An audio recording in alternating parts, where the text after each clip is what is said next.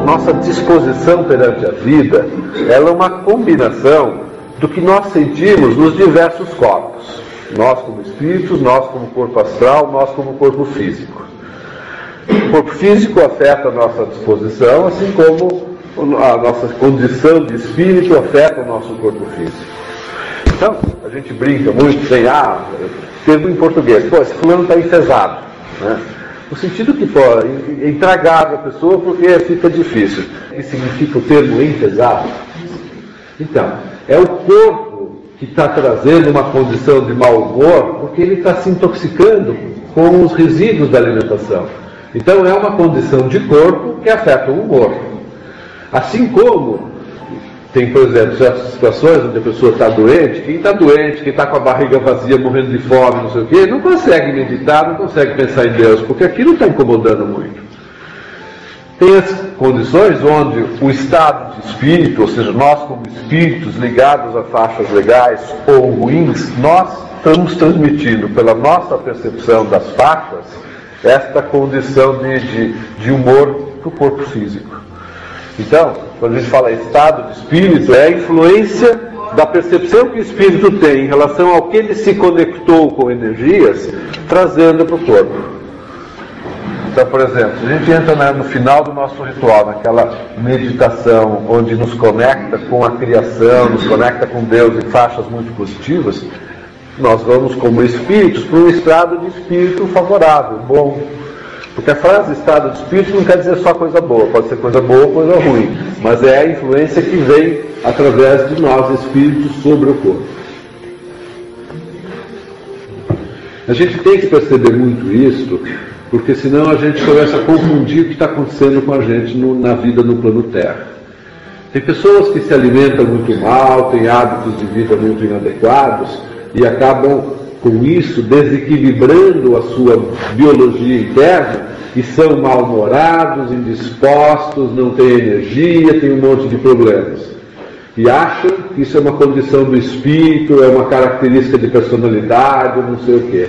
Não, às vezes é esses desequilíbrios, é até doenças, dão aberturas para parasitoses. Muitas pessoas, hoje não se fala muito, mas muitas parasitoses mudam o humor da pessoa, e a pessoa fica anos com isso e ninguém sabe. Porque simplesmente a própria medicina às vezes não percebe essas coisas.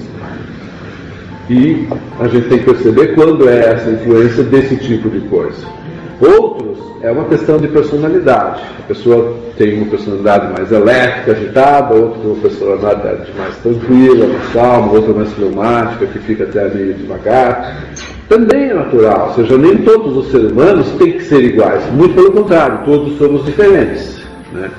E aí tem as condições de espírito, ou seja, o espírito que tem um ideal, que está muito afim de fazer coisas com a vida dele no plano Terra, ele bota isso dentro das coisas, sabe aquela história, quando você deita, relaxa, tem uma coisa lá de dentro falando, eu preciso fazer certas coisas na vida.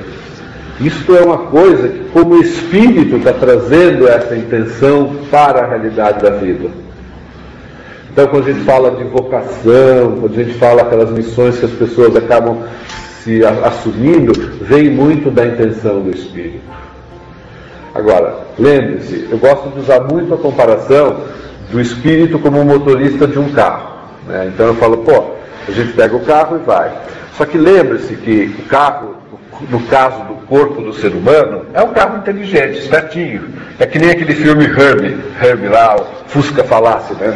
Não sei se todos viram. Só que, da mesma forma como no filme, isso acontece com a vida das pessoas. Tem carros que são tão mais espertinhos que o espírito que eles controlam o espírito. O espírito é fraco, o motorista não sabe coordenar o seu carro, não tem habilidade, tem pouco preparo espiritual. Quem conduz a vida é o corpo. Então são as pessoas que levam a vida em função dos instintos, das ações do corpo.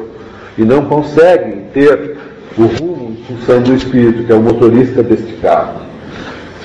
Quando o motorista do carro é esperto, é bom, mesmo tendo um carro inteligente e rebelde, ele vai lá e sabe botar limites. E é isso que é importante, porque nós temos que saber que esse nosso corpo, ele está aqui para que a gente possa atuar no plano Terra e cumprir esse nosso objetivo como encarnação. porque senão a gente se deixa levar pelas vontades do corpo, pela vontade dos outros e assim por diante. Não quero nem um extremo de exagero para o lado espiritual, porque aquela visão de vai, aluga uma caverninha e fica meditando e se desliga do plano terra, é melhor, ó, pica a mula, vai para fora e vai lá para o céu e fica lá, deixa o corpo morrer. Porque essa história, está com o corpo aqui, mas quer ficar lá, quando está lá quer ficar aqui, porque quem morre quer voltar, chega aqui quer ir para lá, não é assim, tem que estar integrado, harmônico. Então, tem uma frase de Maomé que eu falo muito, que é muito legal: faça pela sua vida terrena como se fosse viver eternamente. Planeje, construa, faça, pense em casar, ter filhos, construir casa, carro, construir os seus negócios, faz parte, como se fosse viver eternamente. E ao mesmo tempo, faça pela tua vida espiritual como se fosse morrer amanhã, como se precisasse prestar contas a Deus do que você foi fazer no plano terra, da sua vida espiritual, como você tratou e assim por diante. Este equilíbrio é importante. Em alguns instantes você põe um pouco mais para um lado, um pouco mais para o outro, porque esse equilíbrio é dinâmico, não é aquela coisa estática. 30 minutos é isso, 40 minutos é aquilo, não. Varia, mas tenham sempre em mente este equilíbrio. Se estiverem muito para um lado, vão um pouquinho para o outro e assim por diante. Precisamos viver a vida do plano terra, estar harmônicos com isso, desenvolver a vida nesse planeta e ao mesmo tempo precisamos estar em sintonia com Deus, com as correntes do astral superior, com a missão maior que existe em todos esses planetas, que é o desenvolvimento espiritual. Simples. Não é tão simples. Mas ter esta consciência e não se fiar nos exageros, nem para um lado nem para o outro, já ajuda muito. Perceber que nós somos essas duas partes, nós somos o carro e o motorista, e nessa hora, a pouca consciência que a gente tem, às vezes confunde. A gente dá tanto valor ao carro e esquece do motorista. O ser humano, infelizmente, ele analisa tudo muito pela superficialidade. Esse carro, ou mudando o termo, esse é um avião. Aparência externa. Porque se for olhar, às vezes o piloto não serve nem para conduzir charrete. Porque no fundo a gente não consegue ver a parte mais interior, a parte espiritual. O material faz um esforço muito grande ao longo dos anos para que a gente possa desenvolver e harmonizar essa parte espiritual. Nós não vamos para os exageros de muitos grupos onde fazem as pessoas reféns dos espíritos. Tudo que você tem que fazer, você tem que consultar espírito. Aí você começa, será que eu vou no banheiro? Consulta o espírito. Agora você vai. Eu faço esse negócio. Não é assim. Não é para a gente pôr a nossa vida sendo consultada tudo. A gente tem que fazer as nossas escolhas e a gente tem que ir se desenvolvendo. Isso não quer dizer que a gente não possa ter ajuda. Pode. Mas a gente não pode deixar de ser o piloto desse carro, de fazer as escolhas, de assumir as escolhas que fez. Porque tem pessoas que falam, eu quero fazer a escolha. Legal, então escolhe.